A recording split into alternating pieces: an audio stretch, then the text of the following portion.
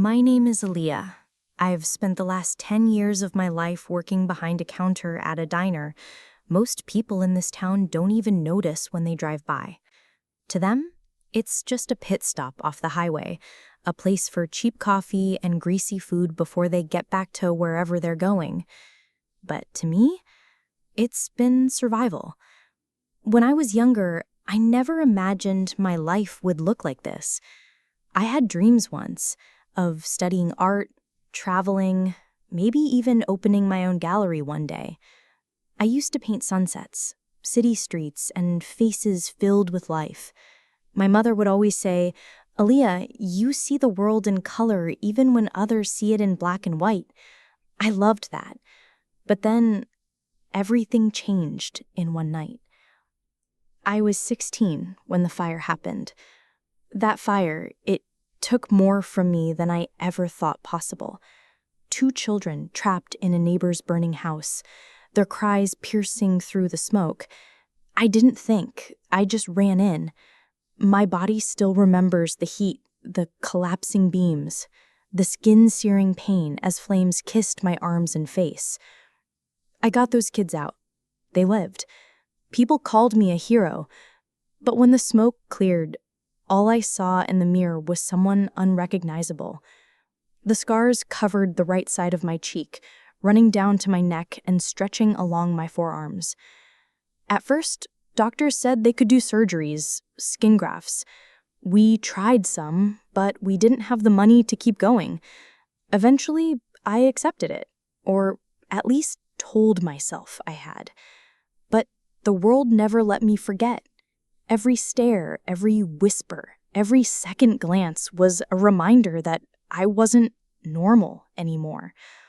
And so I stopped painting. I stopped looking in mirrors for too long. I stopped living for myself. I hid behind the counter of that diner, wearing long sleeves even in summer, keeping my head down as I poured coffee and scribbled down orders. I became invisible on purpose. But invisibility doesn't protect you from cruelty. I'll never forget that Friday night. The diner was packed. Truckers, high school kids, families grabbing a late dinner.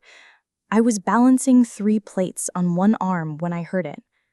Laughter. Not the kind that makes you smile, but the sharp, cutting kind. "Hey, burnt face!"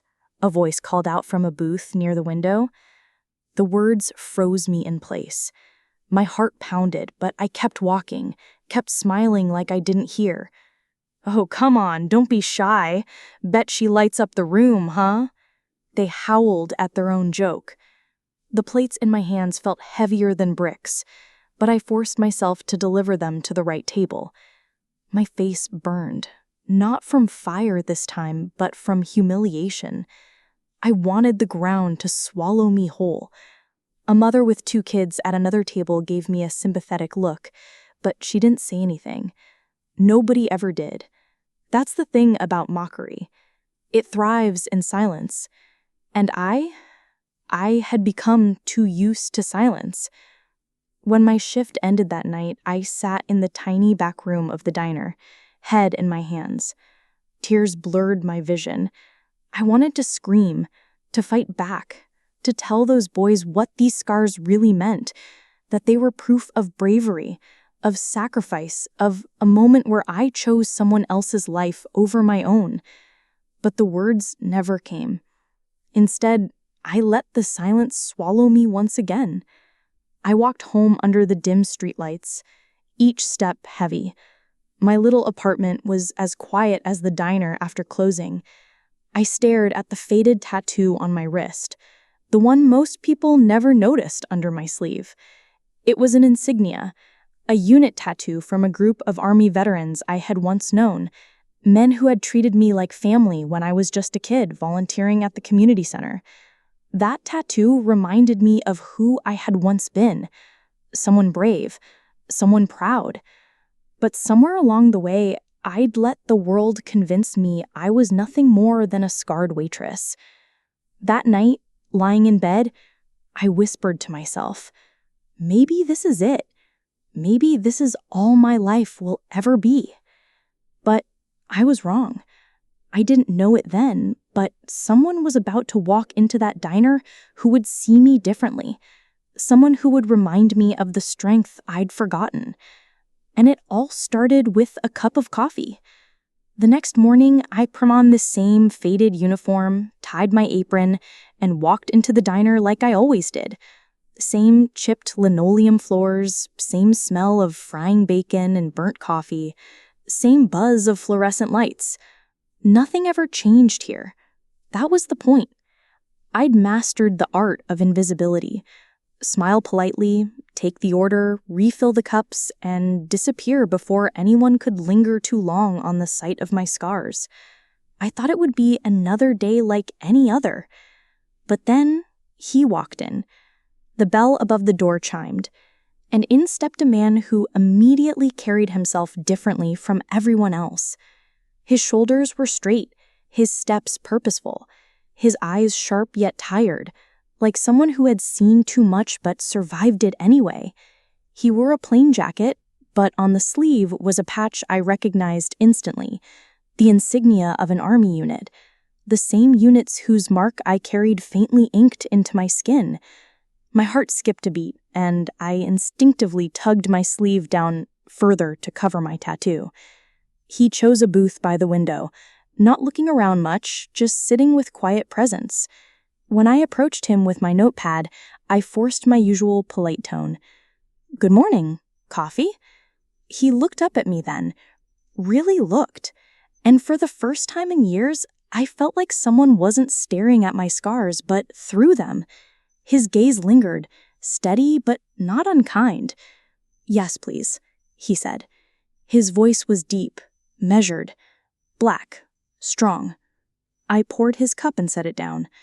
His eyes didn't leave me, and it made my stomach twist, not in the way mockery did, but in a way that felt unsettlingly close to recognition. "You serve here often?" he asked casually. "Every day," I replied, keeping my answers short. Small talk always risked questions I didn't want to answer. He nodded, sipped his coffee, then set the cup down with deliberate slowness. His eyes flicked briefly to my wrist as I turned to leave. I froze. The edge of my sleeve had shifted just enough for the outlines of my tattoo to peek out. "Where'd you get that?" he asked, his tone suddenly sharper. I felt my chest tighten. "It's just a tattoo." "That's not just a tattoo," he countered firmly. "That's 2nd Battalion, 75th Ranger Regiment. That's a unit mark. Not many civilians walk around with it."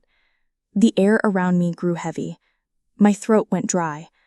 "I knew some people once," I muttered, pulling my sleeve down quickly. "It doesn't mean anything." But his eyes narrowed, and I could tell he wasn't going to let it go. He leaned back in the booth, studying me like a puzzle he was piecing together.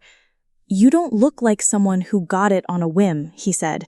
"You look like someone who's earned it, or someone who's carrying it for a reason." I wanted to walk away. My body begged me to retreat into my safe invisibility, to escape before he pried open parts of me I'd worked so hard to bury. But something in his voice, steady, commanding, impossible to ignore, pinned me to the spot. Finally, I whispered, "It's a reminder." His expression softened. "Of what?" I hesitated, but the words slipped out before I could stop them. "Of who I used to be, before the fire." For a moment, silence stretched between us. His eyes flicked to my scars, but not with pity, with understanding, with recognition. Then he said something that made my heart stop. "I know those burns." My breath caught. "Excuse me?" He said, "I've served with men who came home looking just like you. Fire, explosion, shrapnel. I've seen what courage leaves behind on the body. Scars like those don't come from weakness. They come from stepping into hell to pull someone else out." The room seemed to blur around me. Nobody had ever said it like that. Nobody had ever called my scars courage. I swallowed hard. I was 16. There was a house fire. 2 kids inside. I couldn't just stand there. His jaw tightened, And for a moment, something flickered in his eyes. Pride, maybe, even respect. "And you saved them," he said, not as a question, but as a certainty. "Yes," I whispered, "but it cost me everything else." The veteran leaned forward slightly, his eyes sharp again. "No. It gave you something most people will never have. You carry proof that you're stronger than fire, stronger than fear."